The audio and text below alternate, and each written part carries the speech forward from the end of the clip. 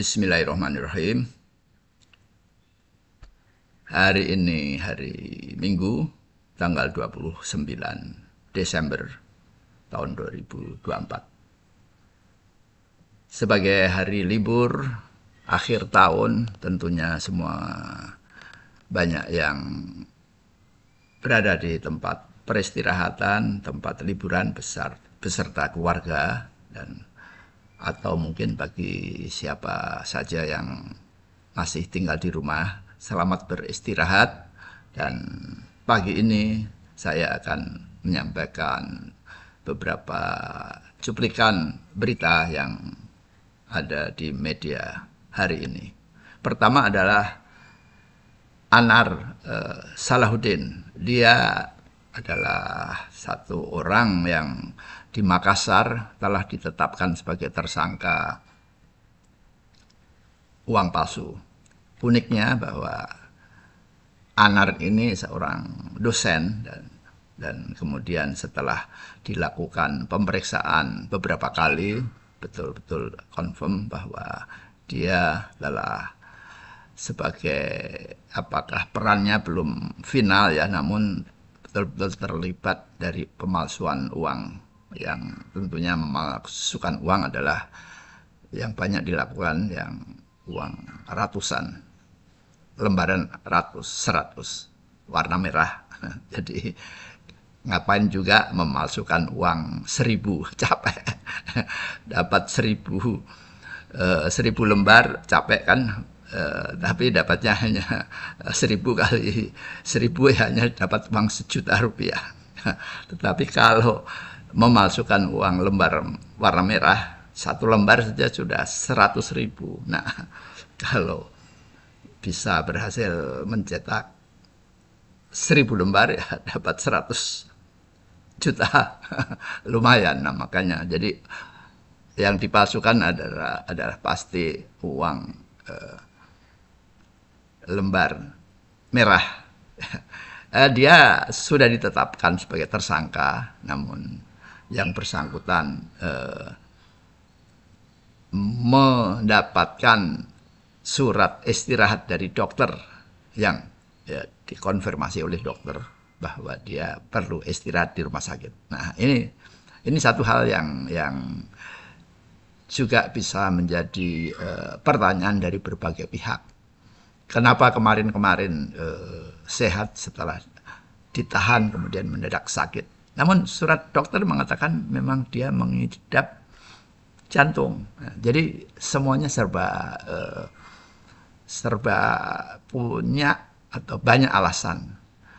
Tetapi yang jelas bahwa seseorang yang ada di dalam rumah sakit, istilahnya adalah dibantarkan dalam keadaan statusnya sebagai tahanan, tentunya di rumah sakit dijaga 24 jam.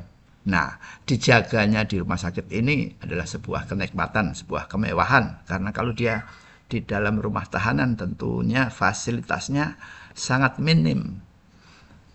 Sangat minim sekali ya. Mungkin kalau kita sering melihat video atau foto atau mengenai kondisi rumah tahanan dibanding dengan rumah sakit. Sedangkan rumah sakit dari mulai kelas 3, kelas 2, kelas 1, VIP, mungkin super VIP. Nah, tentunya rumah sakit kelas super VIP lengkap ya, kemewahannya bahkan menyamai hotel berbintang.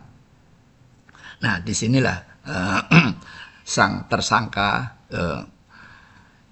mengajukan surat istirahat dokter, dan oleh pengadilan, oleh yang berwenang, mungkin belum masuk ke pengadilan ya, oleh tim penyidik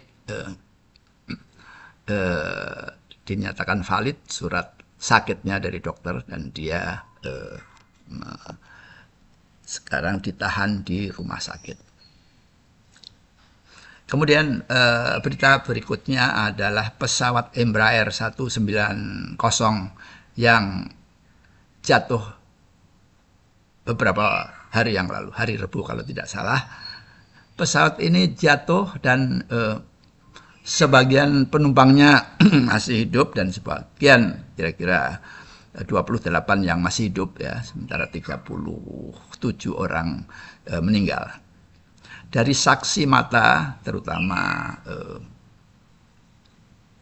pihak atau penumpang yang masih hidup, dia merasakan ada dentuman di dalam tubuh pesawat, sehingga ini membuat spekulasi bahwa pesawatnya memang dihantam oleh rudal, dan rudalnya adalah dia berada di atas wilayah Rusia. Nah, jadi kemungkinan memang dia ditembak atau tertembak oleh rudal dari tentara Rusia. Tentunya tidak ada pengakuan resmi ataupun berita resmi dari pemerintah Rusia. Tetapi uniknya dan yang bisa kita temui di media adalah bahwa Presiden Rusia Vladimir Putin, ya, dia membuat press release dan meminta maaf bahwa telah terjadi kecelakaan. Dan permintaan maaf ini uniknya tidak diikuti dengan pengakuan bahwa tentaranya telah menembak. Nah ini makanya khalayak ramai, ya kita ramai ya, jadi khalayak kita menanti-nanti pengakuan bahwa ini ditembak ataupun apakah ini penembakannya sengaja atau tidak sengaja, tapi kita mengharapkan pengakuan itu. Namun Putin hanya meminta maaf telah terjadi pesawat jatuh. Nah, gimana sih? Nah, disinilah transparansi yang tidak pernah kita dapatkan dalam pemberitaan. Mungkin ya secara diplomatis barangkali Putin tidak bisa mengakui bahwa tentaranya telah menembak pesawat sipilnya. Ini ingat, ini pesawat sipil, sangat salah besar dalam situasi apapun, dalam situasi perang. Warga sipil tidak boleh dibunuh. Mobil berisi penumpang warga sipil tidak boleh ditembak. Nah, ini pesawat terbang adalah pesawat terbang sipil. Namun kenapa ditembak atau kenapa tertembak? Nah, jadi namun juga ada hal yang bisa disiasati atau bisa dijadikan perdebatan bahwa rudal, yaitu peluru kendali, ya, dia kan sistemnya akan mencari panas, ya, sumber panas ini. Nah, jadi kalau mungkin tadinya menembak ke sasaran benda lain, namun juga sensornya lari ke pesawat yang lebih besar yang memberi signal kuat, sehingga rudalnya bisa menyasar ke pesawat itu. Bisa saja terjadi. Nah, kita tidak ahli dalam hal ini, namun berbagai kemungkinan seperti itu bisa saja terjadi. Nah, ini berita yang terjadi di belahan dunia sana. Tidak jauh dari situ, di wilayah Gaza Utara yang terjadi atau sedang terjadi atau bahkan sudah 1 tahun lebih ini terjadi konflik antara pejuang Palestina di tanah Gaza dan Israel. Nah, jadi Israel telah menembakkan pelurunya ke rumah sakit di Kamal Adwan, nah, rumah sakit Kamal Adwan. Nah, rumah sakit ini tentunya menampung banyak para orang sakit, ya, terutama korban peperangan. Nah, dengan ditembaknya rumah sakit tersebut terjadi banyak kerusakan, terutama fasilitas-fasilitas. Ya, kita tahu rumah sakit penuh dengan berbagai fasilitas, dan terutama sekali adalah ruang operasi. Dalam situasi perang banyak korban luka-luka, dan solusi atau treatment yang paling sering dilakukan adalah operasi, apakah dipotong atau dijahit atau ditambal atau apapun namanya. Ya, dengan rusaknya rumah sakit ini tentunya memberikan kerugian dan kesengsaraan yang bertambah bagi warga Palestina. Dan atas serangan ini WHO protes keras kepada Israel dan Israel menghentikan serangan rudal ke rumah sakit tersebut. Nah, tetapi apakah berhentinya tembakan ini merupakan kelanjutan untuk tidak ditembak lagi, untuk tidak menyerang lagi, kita semuanya belum tahu. Jadi hendaknya nanti kita semuanya mengharapkan bahwa perdamaian pelan-pelan akan terjadi karena memperhatikan gelombang protes terhadap Israel ini seluruh dunia. Di Amerika Serikat banyak gelombang protes di jalan-jalan, bahkan tokoh-tokoh terkenal, bahkan artis-artis terkenal, termasuk Eric Clapton sendiri ikut demo protes agar gerakan Israel ini sangat tidak layak dan sangat membabi buta. Yang terakhir ada berita adalah di Jogja baru-baru ini kemarin ya ada pameran lukisan oleh Yos Suprapto.